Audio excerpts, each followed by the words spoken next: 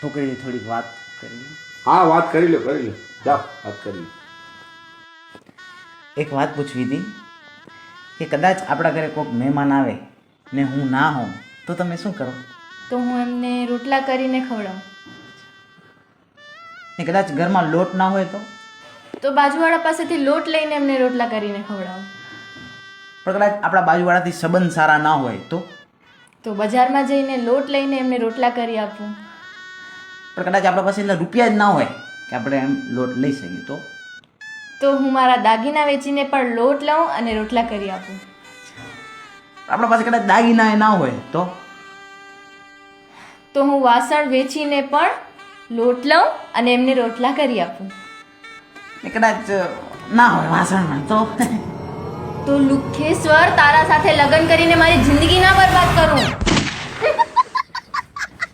ગુસ્સે થઈ ગયા.